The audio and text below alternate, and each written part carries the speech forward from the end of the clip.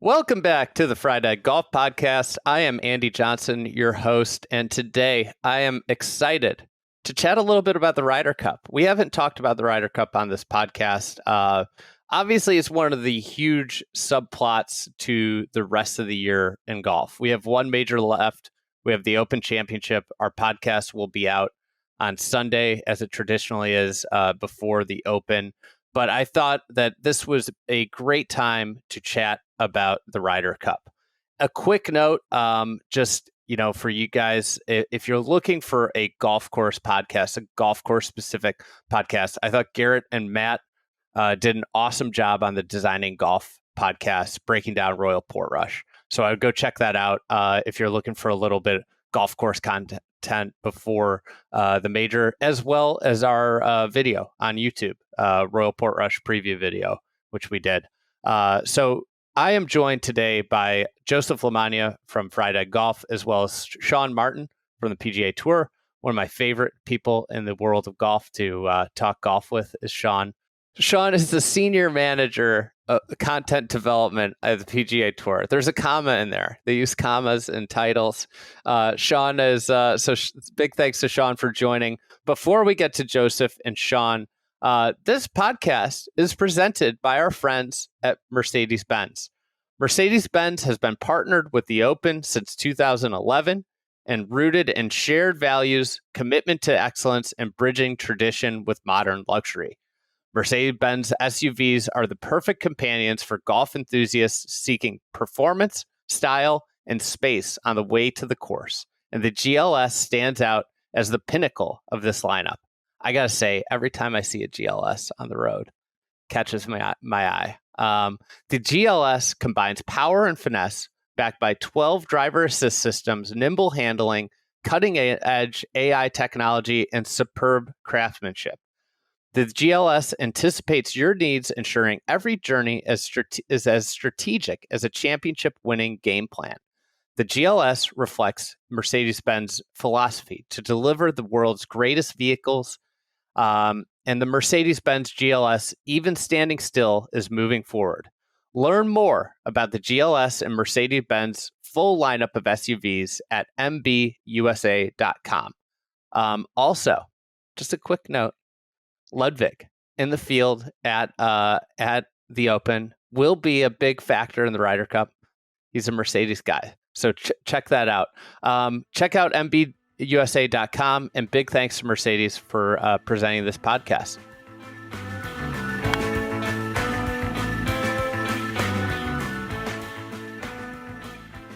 All right, let's talk Ryder Cup. Joseph, Sean, welcome on. You guys want to give one quick Open nugget that you're excited for before we get into the Ryder Cup discussion? Does this count as one of our things, or is it a pre-thing? No, this is a pre-thing. Pre-thing. Whew. This is an unplanned pre-thing. Just off the top of your head, Ryder Cup thing, or Open Championship thing that you're looking for. Open Championship. Open Championship. I think. Did I say Ryder Cup? You did. Oh, Open Championship. I meant. We're the week before. We're still. This is kind of multi-service pod now. I think big thing for me, in light of this pod doing some research, it's going to be a big factor in team selection, just points wise. But then also I think Rory, obviously, big thing looking forward to. I think been kind of up and down a couple of months after the Masters win, but I'm sure Portrush and Bethpage are two things that are circled on his calendar. And so it'll be interesting to see how Rory shows up for Portrush. I was talking to Paul Hodwanek on our staff before he departed for overseas. And I love that Rory and Shane, last time we were at Portrush, really showed the blessing and the curse of a hometown major. There's like the crowd support that you get that third round. I'll never forget it at Portrush when Shane Lowry shot, I think, 63 to take like a 4-6 shot lead. They were acting like he'd won the tournament. It was an incredible scene. They were practically carrying him on his shoulders. But then obviously you saw it too with Rory, just the pressure and what happened to him there with that, hitting his first tee shot OB. So I think, in light of our conversation, it's huge for team selection. And then, too, I think just seeing, what Rory we see rock up to the first tee this year. I think like the home game thing is like, it can be like it's totally like a blessing or a curse. Like if you get off to a good start, I feel like it's like the greatest thing ever. but there's also this element of like golf courses that you know really well. You also know like all the things that can go wrong on them. Like, and sometimes if you go watch like somebody that's played a golf course their entire life, I'll never forget. I played a USAM qualifier at a golf course I'd played hundreds of times years ago. And I played one of the holes one way my whole life. And we're playing this USAM qualifier. And literally I'm seeing everybody hit driver on this hole. And it was a hole that like, because I had played it so many times as a kid, I just always thought the play was like just, I hit it to the 150-yard marker, play in that way. I watch all these, and it's like, it's funny. Every time, I've never forgotten that, because then I just started hitting driver, and the hole got so much easier. And it's because like you just have this like built up memory of playing a golf course, and you have the way that you play a golf course your whole life. So anyways, and also then you also know all the bad spots. So anyways, that's a quick tangent. Joseph, what about you?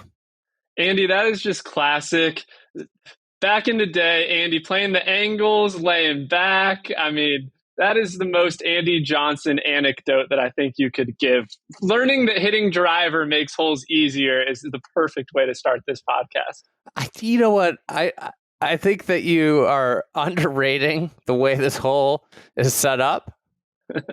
And also, this was way before any of the data revelations. This was probably before Twitter existed. It was definitely before Instagram existed when this happened. Fair enough. All right, the thing you were probably like 5 years old when this happened, Joseph. Who knows? Who can say? The main thing I'm looking for at the Open Championship, I think a really interesting storyline is how does Scotty putt? And we've seen the return. This year he's being branded as a much better putter, and he has been a much better putter. Is that, like, has he truly become a good putter? Or, no offense, Sean, are the PGA Tour setups like consistent? He's kind of learned how to putt on those. And when he goes overseas to grainier, slower greens where you have to strike your putts better, can Scotty hang? Like, can he gain a shot a day on the greens or something like that? Or does he finish tied for seventh and we look at it as another like ball striking exhibition where the putter held him back? I think that's a huge storyline going into Portrush. I do need to bring something up. I've texted Andy about this. I think Scotty's Open record is underrated. I think he finished 21st in St. Andrews in 2022. That was the year that he was in contention through 2 or 3 rounds and had a bad final round. And the reason was revealed later. I think at the Tour Championship, someone asked him about it. And he had what amounted to basically an ingrown hair on his butt.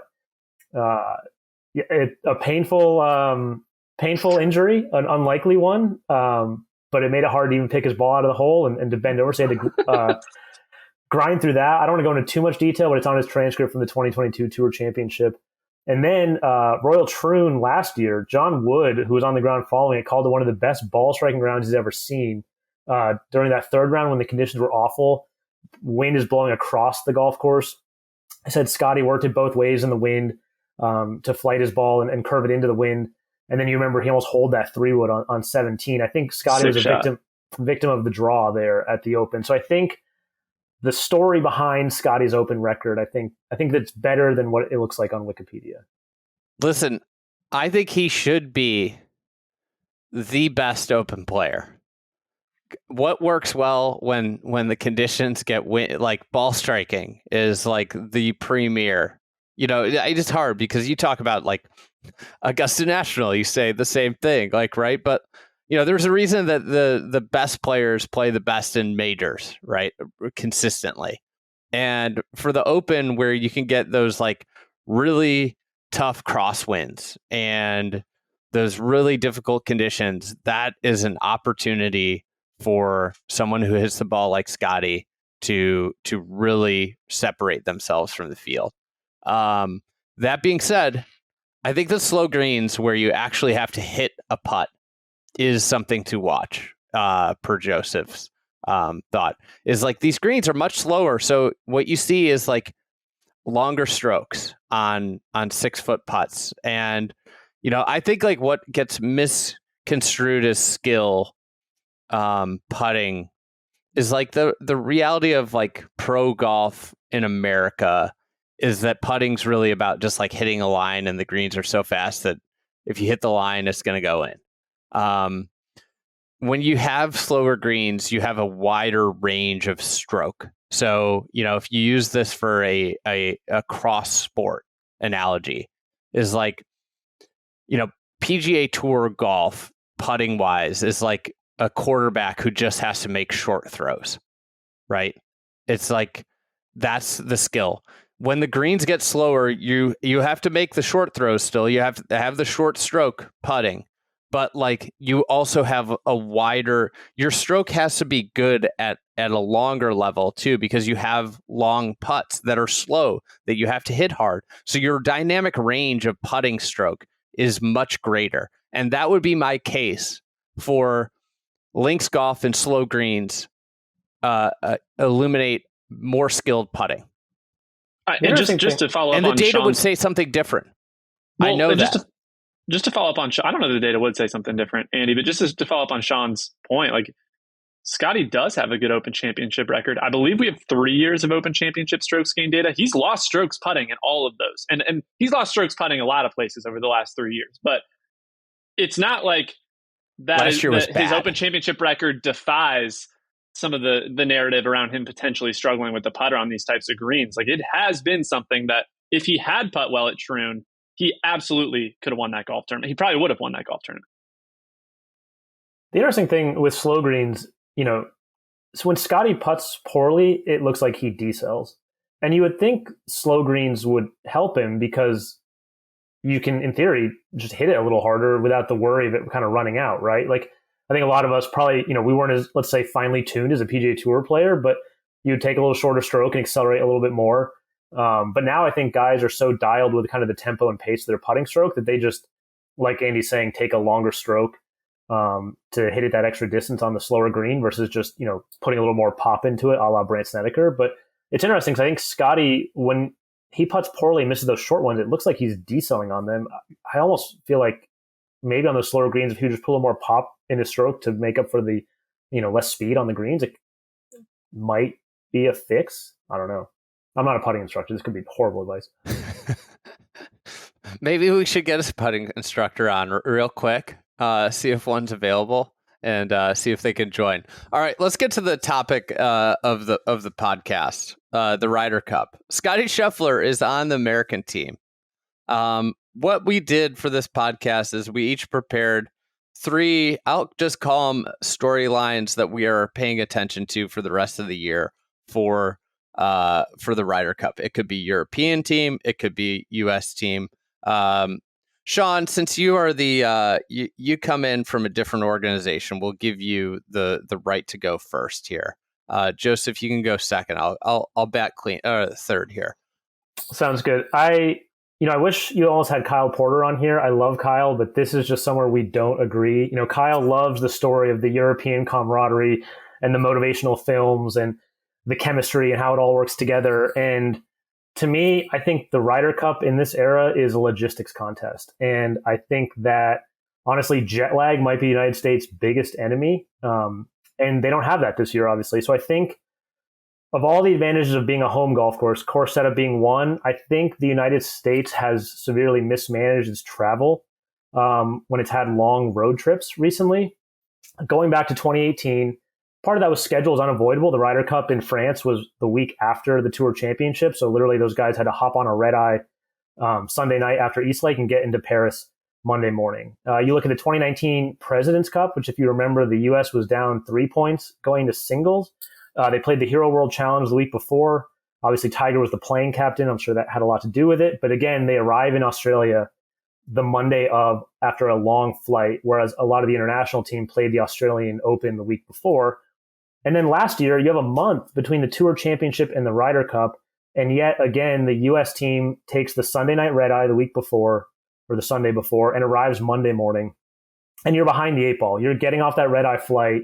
You're just trying to stay awake to go to bed at a normal time. You're probably sleepwalking through practice. Now, you do have that extra day because the Ryder Cup starts Friday, but I think in hindsight, when you look even at player quotes, and I think even Zach Johnson's quotes later in the year, they realized that was a big mistake. The team also got sick that week. You can't control that. But if you look at it for last year's President's Cup, it was in Montreal, so we're not talking big travel, but that team arrived the Saturday before, and they said a big reason was they learned what a big mistake it was arriving that late to a road Ryder Cup. And so I think, luckily, we've learned. I would be surprised if the U.S. team doesn't arrive at the latest Sunday before to Bethpage. You do have that month between again, the Tour Championship and the Ryder Cup, which I think doesn't work to the U.S. advantage because the only thing in between is the event in Napa. Whereas one thing in Europe's favor is they have to play that Napa event. They have to, or you go to Bethpage and you have a 3 to 4 day team bonding practice event like the European team did last year. Because I think you wouldn't take a month off before a major. I don't think you should take a month off for the Ryder Cup. And then Europe, they're going to have a similar thing to what we saw in 2023, where they have a lot of good events on their schedule to play and get momentum and bond. You've got, you have the Tour Championship, which a lot of their guys will play. But for the guys that don't make it, the British Masters is the same week. Then you have the Omega European Masters. And after that, you have the Irish Open, which this year, it's at the K Club, which is a very American-style venue, whereas last year it was at Royal County Down. I don't think that's a coincidence.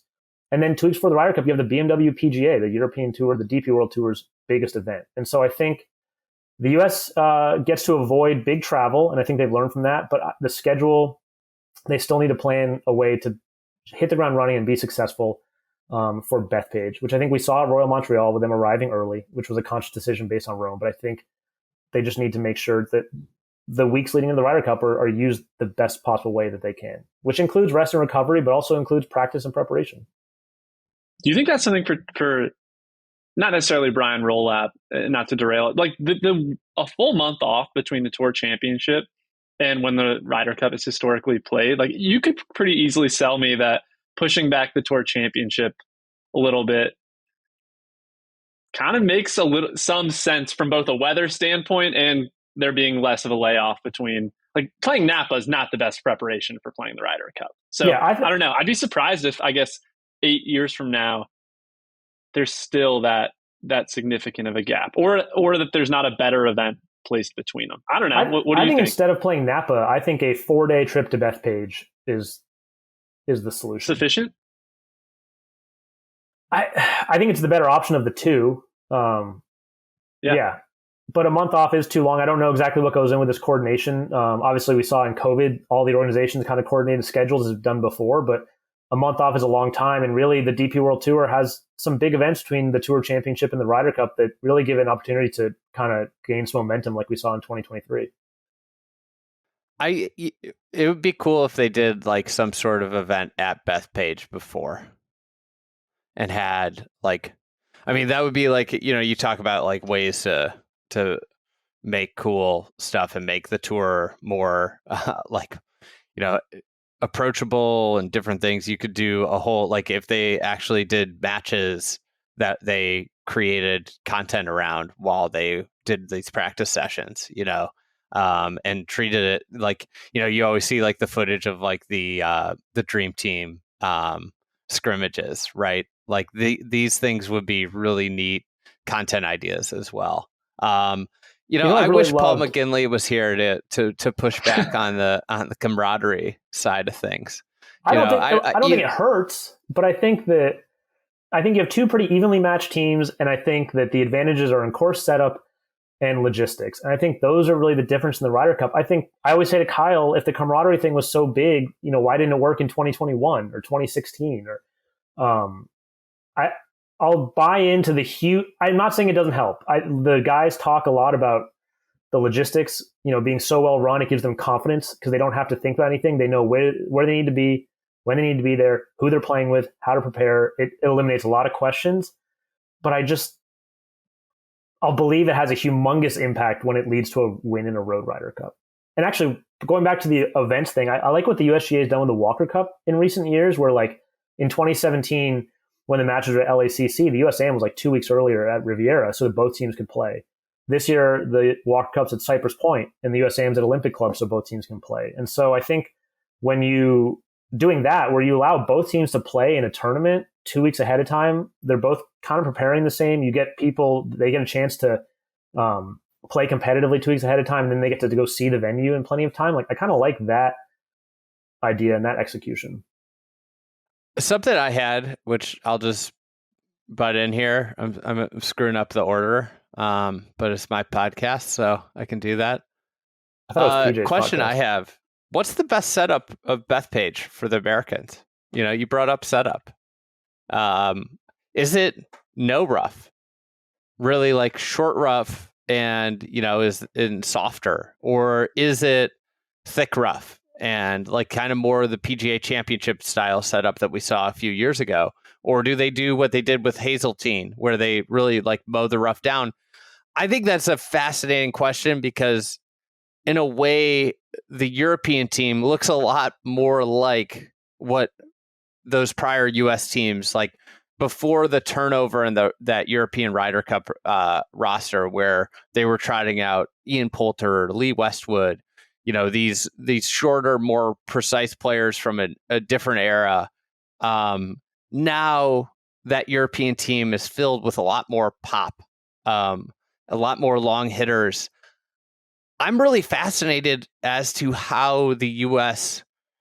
looks at course setup and figures out how they have an advantage there, because this team, and I think like some of this, like the back half of the roster is going to depend on that, but they do not have a lot of like what I would call bombers on the team. I don't know how you go about like what your avenue of setting up Bethpage is with their current team makeup. I want to leave that to Joseph. That's his area of expertise, I think. Yeah, I think it depends on who fills out the back half of these teams.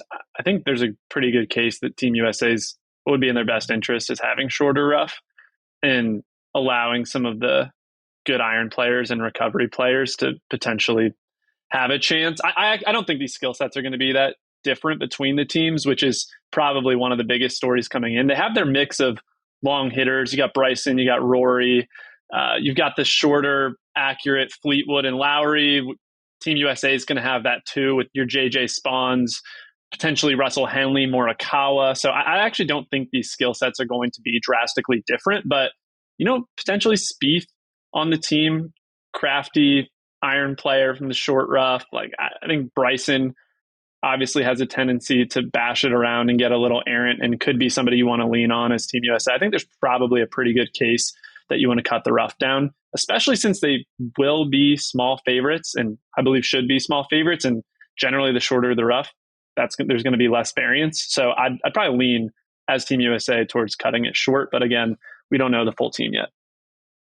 I think you could go graduated rough, which I know Joseph is a big proponent of. And there are some potential captain's picks where you could kind of load this team and make them a more kind of accuracy biased team. They'd be probably some controversial picks, but if you really wanted to like suit a team to a course setup style, I think you could kind of make some of your captain's picks some more accurate players, depending what happens over the last 2 months. I'm still a big proponent of like just pick the best players at the time or who've proven themselves over a good period of time.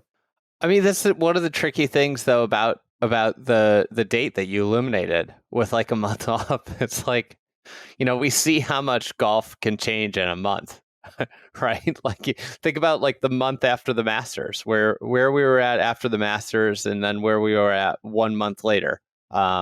Completely different, players that are hot. Like Sam Burns seemed completely out of the picture for a Ryder Cup spot. Now he seems like probably going to be on the team. So I think the thing that's tough with picking the hot player, it's easy if it's right after the Tour Championship. It's a lot harder when it's a month after. And two, I think that's where it's a little bit harder for the U.S. team with the smaller like field sizes in the playoffs, where obviously you want all your guys to make it to East Lake, but they probably won't. And so their season ends at BMW, let's say. So they've got another week off in addition. Whereas the European Tour, they've got an event in Scotland the week of the FedEx St. Jude. They've got the Danish Golf Championship, which, a fair amount of candidates for the captain's picks are some Danes. And it's a period where some guys last time, in Ludwig and Nikolai Højgaard, like they separated themselves or established themselves as captain's picks in those weeks where a lot of guys were competing in the FedEx Cup playoffs. And if they were American, they'd be sitting at home.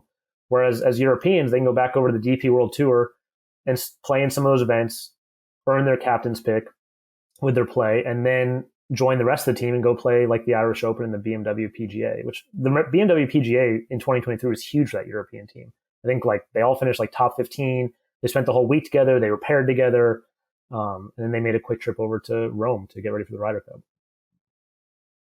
I'll go with my first one then. Kind of going off both of what you guys have said. I think this is we're really putting home course advantage to the test here, and like the concept of home versus the setup, because I do think this setup will not be necessarily favoring one side or the other like we've seen in the past, like at Whistling Straits, like at Le Golf National. Those were two pretty extreme setups and teams with very different skill sets. Now those skill sets and the talent gaps are much closer. And I personally, like I believe a lot in the home advantage. And it's a cool question across sports of why that even exists. Is it because of travel, which again, both teams are getting better at? Is it because of the crowd, which I do think is a significant factor? And you watch tennis tournaments where sometimes the home crowd like does seem to boost the local player. During the NBA playoffs, they talked about how role players tend to do better at home versus on the road. Like, where does that home advantage come from is an interesting question. And I think we'll get another data point around it after this Ryder Cup. Is it the better, is it the back end of the roster? Those guys struggle in the away crowd. Like, it's just an interesting inflection point for the Ryder Cup and how much home course advantage matters when you have two pretty similarly skilled teams on a setup that shouldn't favor one necessarily more than the other. If Team USA blows out Europe, it's going to go a long way towards furthering that narrative. Yeah, that's one of the more compelling aspects of this year's Ryder Cup. I think that you laid out is that we've seen this like huge advantage to the home team to the point where like after last Ryder Cup and after France, and there was discourse of is should this exist? Should the home team get to set the course up because it's causing these blowouts? And there hasn't really been, like, if you look, the Ryder Cup hasn't been very close. But this year, I think like the makeup, I always go back to that Whistling Straits one where it's like, oh, the US is going to win the rest of these forever. And you looked at like the European team, and I think like one of the stories out of that was like the next wave of European players is actually continental European players, and you're seeing that come true, and they're power players, and they, this team looks so much different than 2021, where like the type of player is very similar, and it's just, this is the year, and it I think like something you can pull on off of this is like the US team has so much more to lose than the European team. And if they lose this, like I feel like we're going to have another situation of like, what do we do to fix the US Ryder Cup? Like that's going to be the discourse. If they lose. I think 2023 was a wake up call. Like I'm going back to the travel thing. Like I think you look at post 2014 Ryder Cup, the task force era, you can call it. And the US had won 6 of 7 team matches entering 2023. And that was like they dominated in 2016 at Hazeltine. 2017 President's Cup, they almost ended on Saturday. 2021 Ryder Cup was record setting. And I think that 2023 was a real wake up call for them. And, Jim Furyk talked after the President's Cup last year of like, it was the players who decided to get in the Saturday before at Royal Montreal. And I think that's new of like players, they're very protective of their time. When would you hear of a guy saying like, oh yeah, let's get in the Saturday before. And so I think, and then you saw a lot of the usual pairings, I think, kind of get disrupted at the President's Cup as well. Like there were, Scotty and Russell Henley paired together well. Sam Burns, I kind of wrote tongue in cheek, like in the story I wrote that day, but like Sam Burns, who's from like small town Louisiana, paired with a couple of Californians in like Colin Morikawa and Patrick Cantlay. Like it's guys that maybe he normally wouldn't. And I think that, I think 2023 was a wake up call that like they were on such a great run that I think they thought they could show up Monday morning and it'd be fine. And I think now maybe they realize that that's not the case. All right, Sean, what's your next thing? My next thing I think is the back end of the lineups. I think Joseph, when he said it about role players in the NBA playoffs, I think I don't know if it's going to be one on the back end. I think the Ryder Cup format does force your back end of your lineup to be a little bit more useful because you have 5 matches in 3 days. And so, and basically playing all 5 is anathema nowadays. So you're going to need to use, it's not going to be like 1999 where Andrew Coulthard and maybe Yarmo sat until Sunday.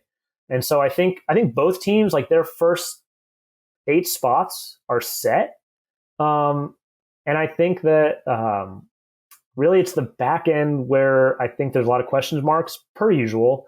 And I think really looking at Europe, I think that their last 3 spots, I was looking at names and there's really no one that I think pops out of like, this guy's definitely on the team. They need to fill it. Whereas I think I can make a decent case for 9 through 12 on the US team. Are you not including Rose? Are you not including Rose in that? He's on like my candidates list, but ever since the Masters, he's played pretty poorly. So one of mine relates to this, and we can just lump this together. I had the European. I think there's only one spot on the European team. Wow. So I wrote down the names here, and it's like when you have a question, like get to me. Say like no, Rory, Fleetwood, Tyrrell Hatton, Bob McIntyre, Shane Lowry, Sepp Straka, Ludwig Aberg, John Rahm, Justin Rose, Victor Hovland, and that's 11. I think wasn't that 10? Rasmus. I have Rasmus, who's 7th in points. I think Rasmus is a question mark. So that's 10. I had 10. I had question mark around Rasmus. It's like, I think though where he is in the points, he's 7th. He's 7th in points. But he has no top 10s this year. I mean, I have 9 guys. I have all the guys you named, except for Rose I have as a maybe. I mean, Rose is 23rd in the world ranking. It's built on 2 incredible finishes, runner-up finishes at the Open last year and the Masters. But since then, he's played horribly. He's played really poorly. Plug your ears, but Thomas Dietrich has a win, but hasn't done anything since then. I'd like to point out that University of Illinois great Thomas Dietrich was not listed.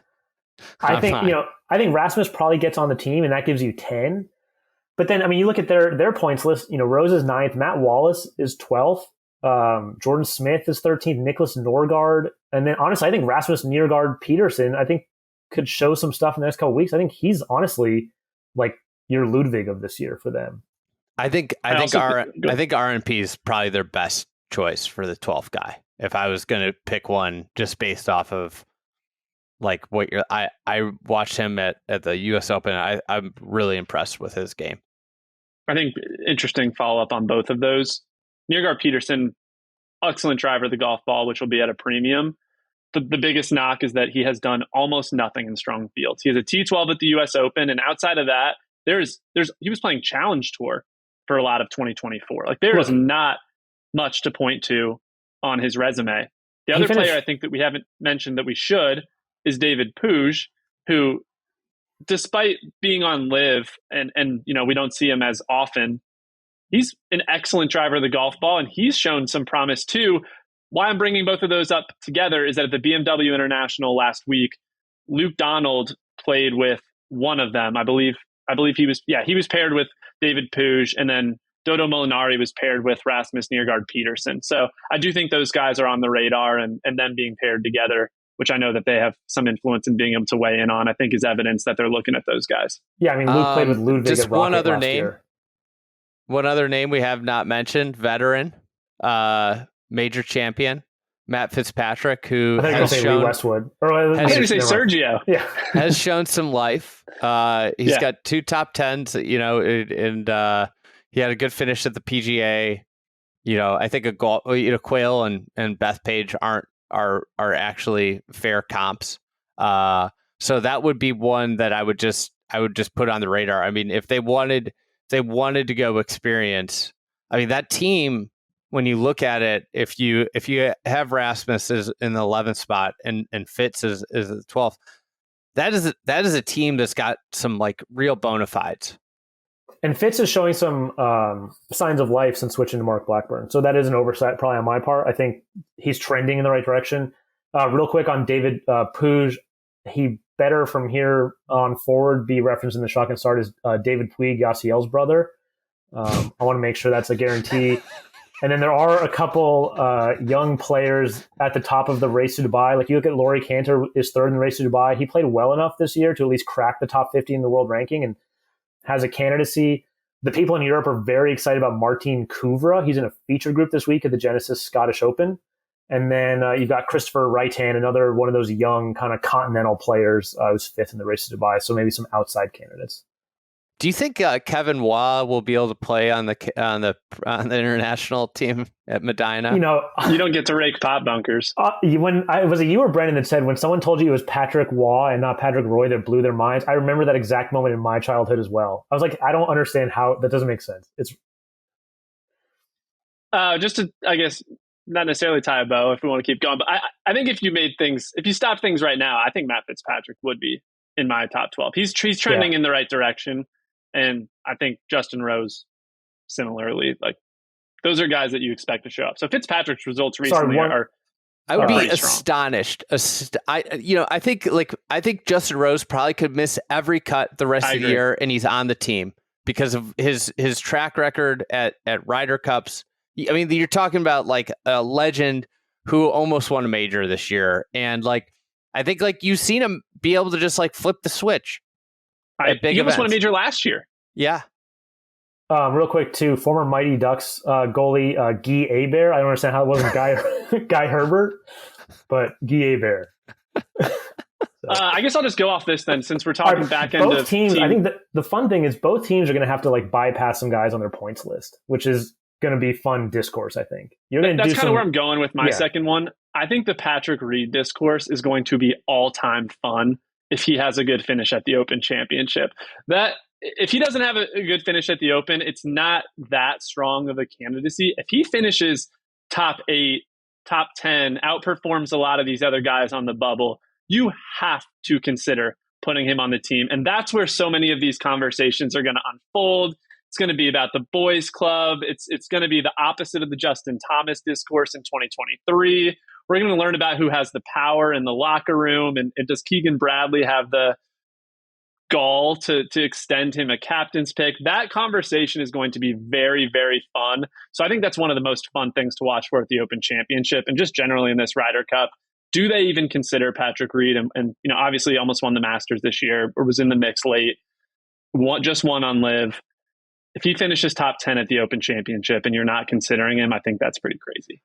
With the U.S. roster, Sean, you mentioned 8 guys locked in. Joseph, I think you said something similar. Actually, I have 8. Yeah, I think 7. The top 7 are locked. I think 9 are locked. 9 are locked. Okay. I'm just going to run down the list. You guys, where I'm at with 8, and you guys agree, disagree. Scotty Scheffler, Xander Schauffele, JJ Spawn, Russell Henley, Bryson DeChambeau, Justin Thomas, Colin Morikawa, Keegan Bradley. Is Cantlay locked in? Yes. Okay. So that gets you to 9? He was like my very first of my next level. So it's 8 or 9. Sam Burns could get you to 10? Yeah. Yeah. And then honestly, I think Ben Griffin at 8, I think barring just falling off a cliff, maybe literally at Portrush and injuring himself, like is a lock. The guy that his MC at the Deer ended a run of 6 straight top 15s, which was a T8 at the PGA, winning Colonial, runner-up at Memorial, and a T10 at the US Open in that span. Now, obviously, there's a lot of time left. A lot can change. And it's interesting, too. You had that quote after Oakmont where Adam Schreiber, JJ Spawn's swing coach, said, like, oh, yeah, Keegan told us no rookies are going to be picked. They have to make the team. This was one of my things. But then today on golfweek.com, Keegan refuted that and said he did not say that. So I don't know. I was going to say, if there's no rookies outside of automatic berth, then P. Reed, maybe he bumps up. What about if Brooks does something at the Open? I don't think that Brooks is even, I guess I had that same thought though, is like if he finishes 3rd at the Open. I think you need to give him a little more credit than that, even though I'm not super inclined to pick Brooks. I think he's in the mix. If he finishes 15th at the Open, finished T12 at the US Open, like I wouldn't be super inclined to pick him, but I think he's probably pretty squarely in consideration, having won 5 major championships. Won the PGA at Bethpage, obviously. Course history. It does matter. P. Reed. You know who else won at Bethpage that we're not talking about? Won a FedEx Cup event. Before that. Bethpage. Wait for it. Lucas Glover. It's not crazy. I mean, I don't think he's in serious consideration, but it's not crazy.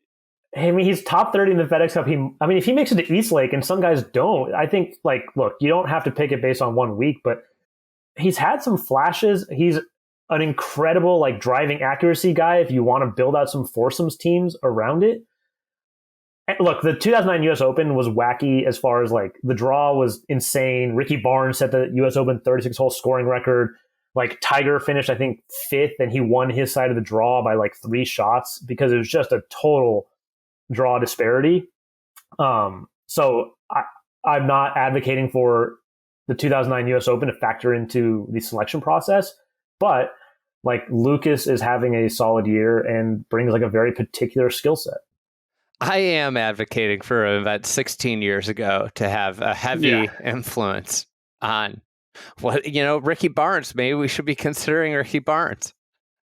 I think though what we're all touching on is that this 10 to 12 spot is really up for grabs. We haven't even mentioned Maverick McNeely, who has a strong case. He's finished top 35, top 40 in all the majors this year, has some really good finishes outside the majors, a couple thirds, finished second at Torrey.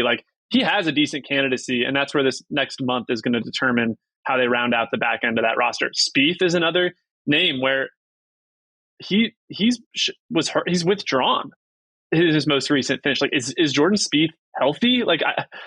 I would put him on I'm inclined to put him on the team, but the spots 10 to 12, or if you want to call it 10 to 16, there's a lot of discussion as to who's occupying those spots right now. I do think with Mav, I got to think high correlation between success at Torrey Pines and Bethpage Black.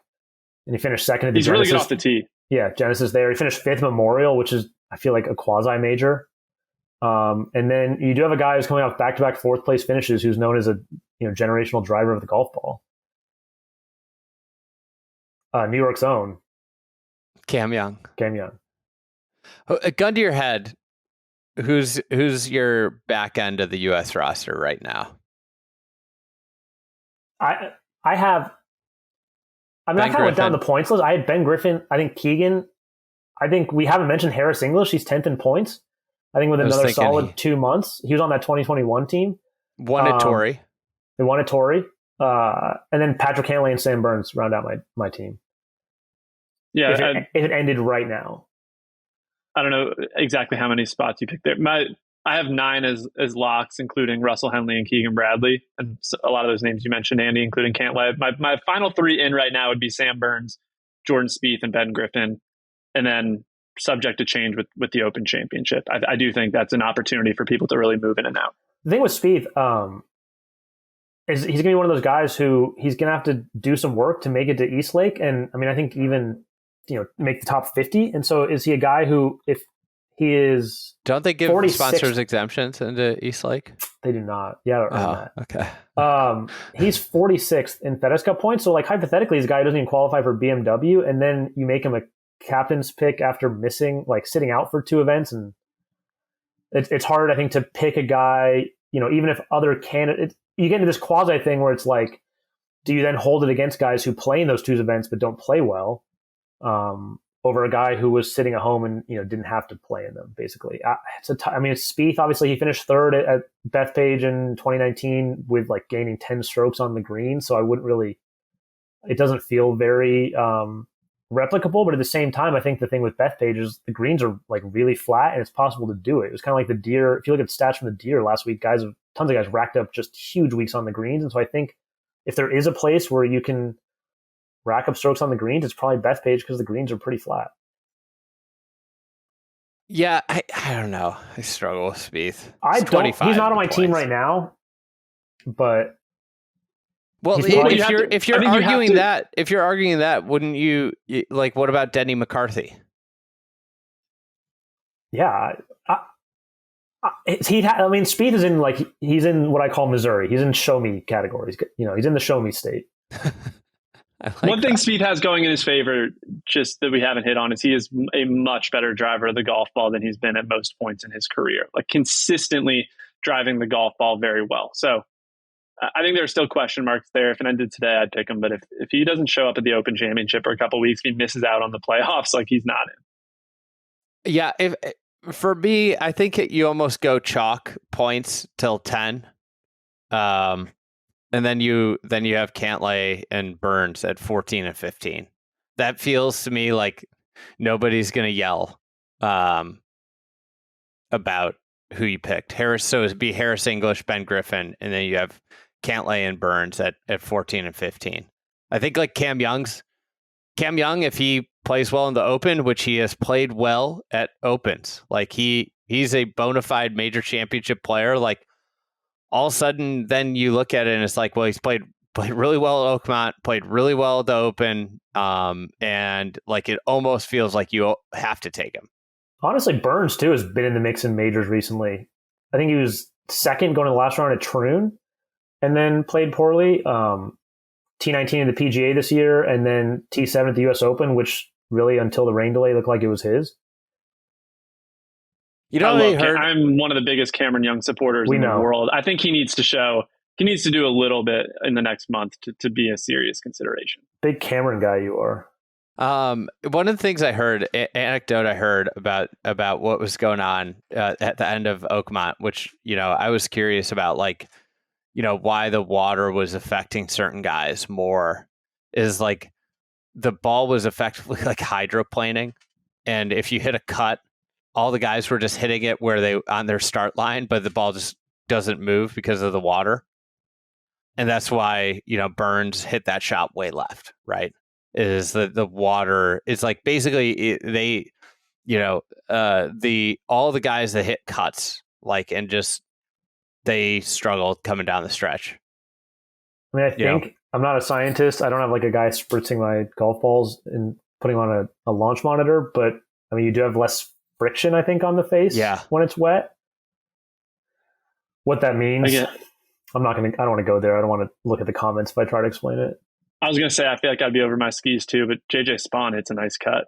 I know. That's the thing that I was wondering if there's like something about the way he strikes it that's just like different than, I think like he does compress it a little bit more than like a Sam Burns.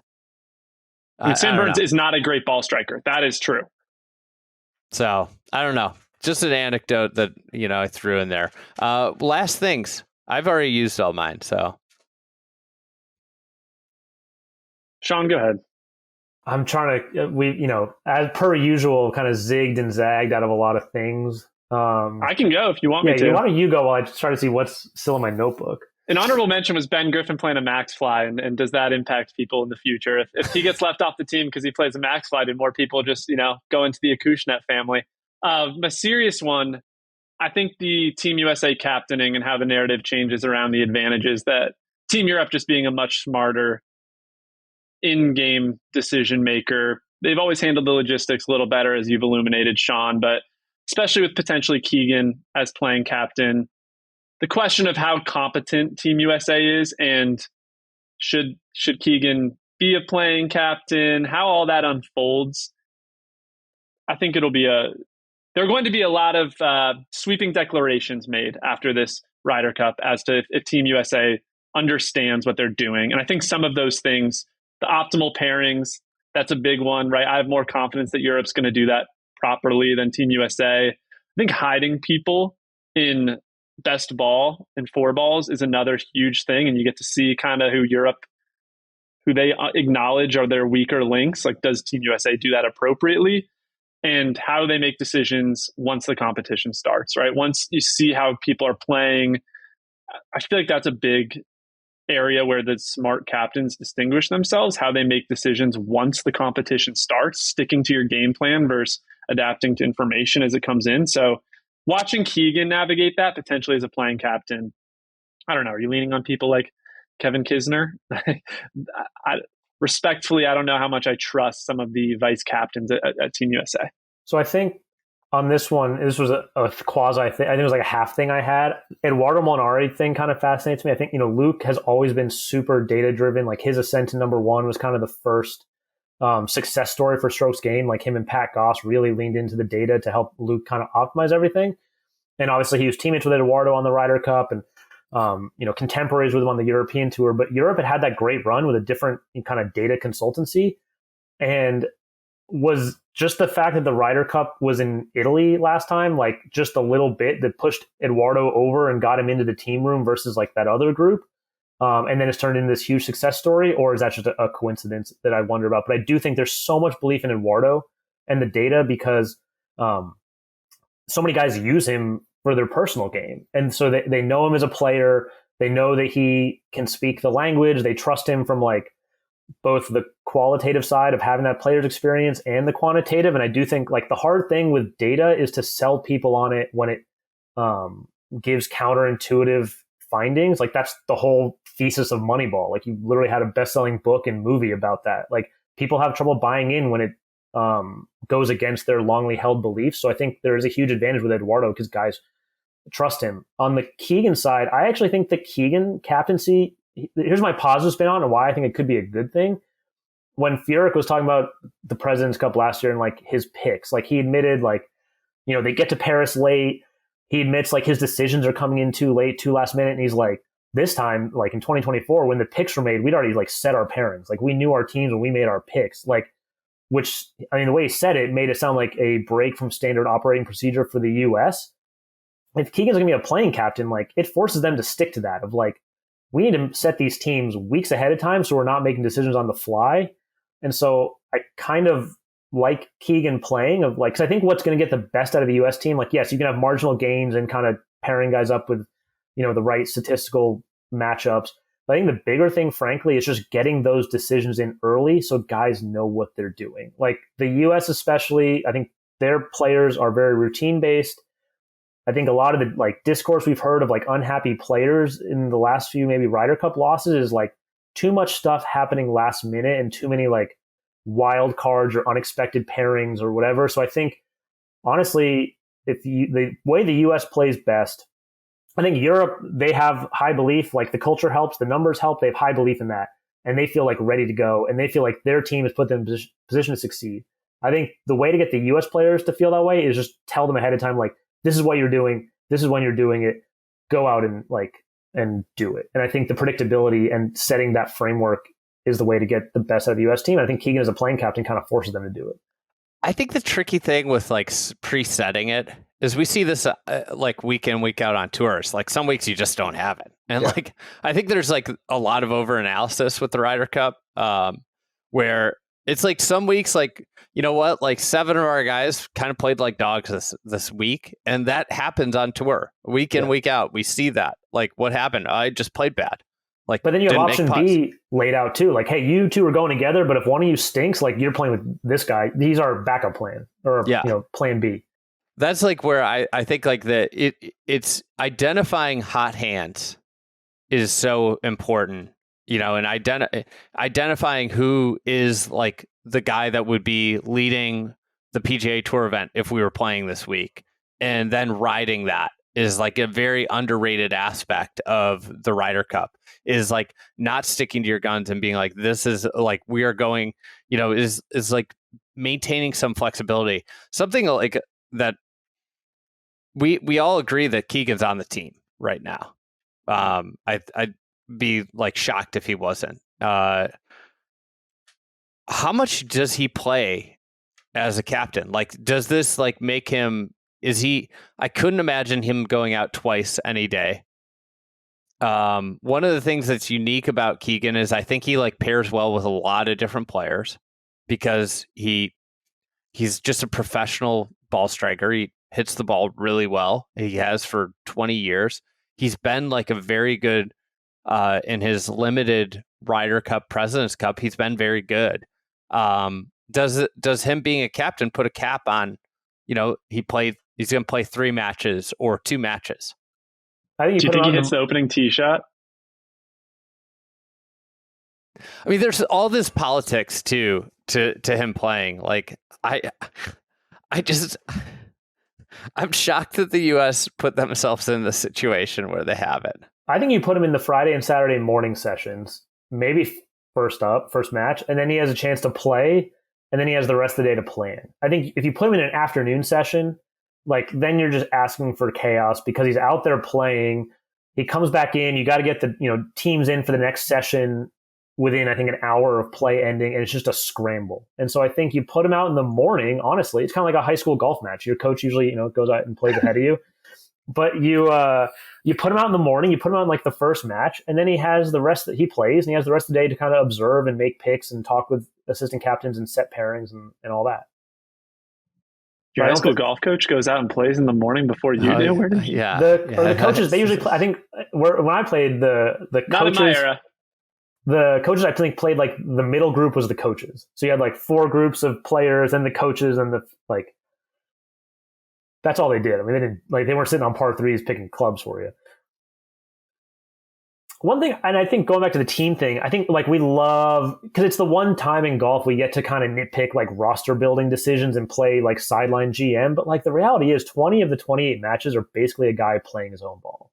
12 singles matches, 8 4-ball matches. Like, yes, you can coordinate guys who birdie different types of holes and have different skill sets. So you're not, you're hamming and egging it. You're not overlapping birdies. But like in reality, like the majority of the matches are guys playing their own ball.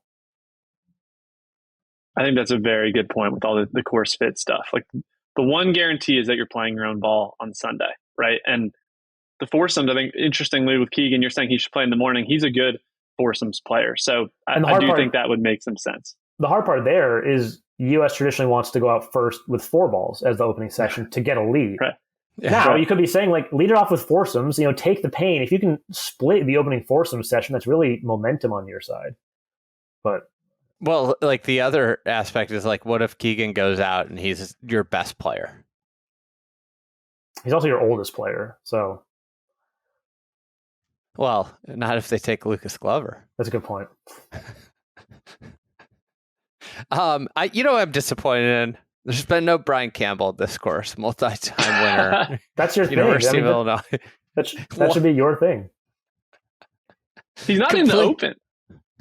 It's wild. I think he's getting one of the spots. No top 30 finishes and 2 wins. To have won multiple times and not even be in the top 50 in the world ranking is something. Like, I wonder what Luke Donald and Dodo, if you pressed them, how much would they pay out of pocket for Campbell to win the Open Championship next week? I think Eduardo Molinari's played as many majors this year as Brian Campbell. Guys are just being. I mean, you brought it up. It's a great story. I mean, I love the story. It's a great story. I texted you. I wanted the Lipsky Campbell, playoff, just an old school Big Ten matchup. 2, teams in leather helmets, just playing smash mouth football. Get out. Northwestern versus Illinois. Northwestern shouldn't even be considered a Big Ten team at this point. Play basketball in a high school gym. Also, Brian Campbell has played all the first 3 majors this year. Okay. Eduardo only played the U.S. Open. I think. Just for the record. I think he's getting into this. He's getting into the Open, too. He's not in as of now. They got like 6 spots, and he's like 3rd on the... who knows? Is Cam Davis in? I don't think so. No. God, it's tough. This guy's never going to play an Open.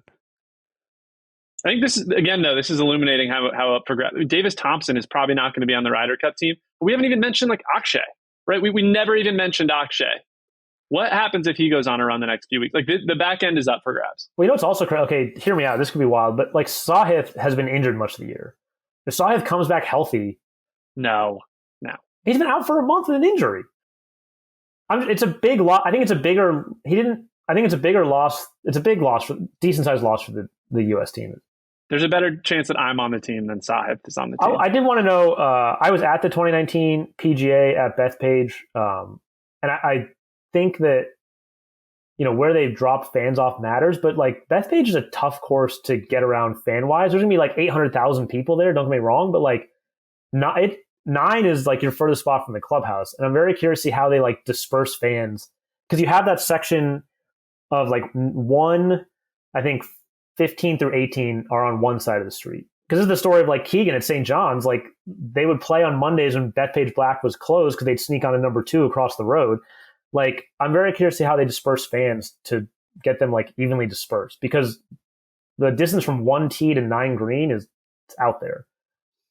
I don't know if you heard that first tee is good atmosphere for the Ryder Cup. I've also heard Bethpage Black is an extremely difficult golf course. Do you think they should even evenly disperse the fans, or should you stack them on the high leverage holes and really moneyball it? Well, I think they should rope off the holes that they think don't matter. Yeah, just rope them off. I think some of those latter holes have like limited viewing around the green, like just because of topography. And maybe some hospitality tent. Definitely. All right, last question. Then we're done with this podcast. If you were going to predict a winner right now, who you got? I think it's the United States. I think the home field thing, the home course, I think matters. I think that the trend continues. I think it's just enough of an advantage to kind of tip the scales, but I think it's the U.S. team. I think it's Team USA close. I do think this is not going to be a blowout. I think we get a close one. I think both teams will be pretty prepped and optimized. And the home course does matter, as Sean's illuminating. I also think Team USA has trended a little better in the last couple months than Europe has. Like Straka's fallen off a little bit, and some Euro guys. Rory isn't playing as well as he was at the beginning of the year. So I would say 55-60% Team USA, and I think they win by like a point or 2 points. I'm taking the Europeans. I think that the U.S. has a lot to lose, and I think if the Europeans, I think they fit the golf course really well for the first time. You know, they did not fit the last time they came to America with Whistling Straits, and I think then it puts if they can keep it close, then there's just so much pressure on the Americans to win. Because if they don't win, then it's like tear it all down. You know, we might see like Tom Thibodeau as the next captain of the U.S. team if the U.S. loses. Everyone plays 5 matches. Yeah. Do you have Thomas Dietrich scoring the winning point? You know what, Dietrich could win this week. You know, at the Open. He's actually played well at the Scottish. You know, he wins the Scottish Open. He's on the team. All right, Sean, you got any big projects coming out?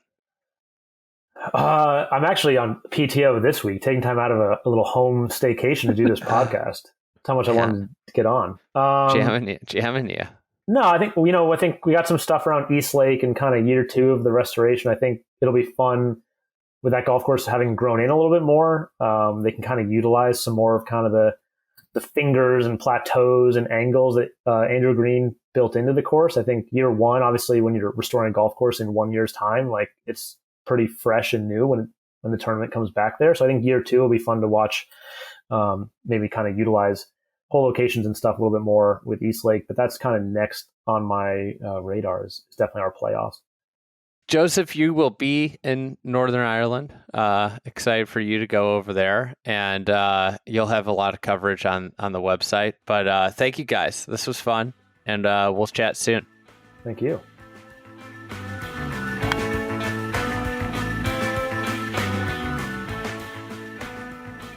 All right, this episode of the Friday Golf Podcast was produced and edited by PJ Clark. He was cheering on every time the name Cam Young was mentioned. As I mentioned at the top, we will be back later this week with Billy Horschel previewing the Open Championship. Name that I feel like the American team is sorely missing. Now that I say that, you know, we haven't recorded yet, so there's always subject for some recording meltdown to happen. You know, usually don't like to jinx myself. Thank you for listening, and we'll see you at with the Port Rush coming here, the Open, last major of the year. Can't believe we made it here.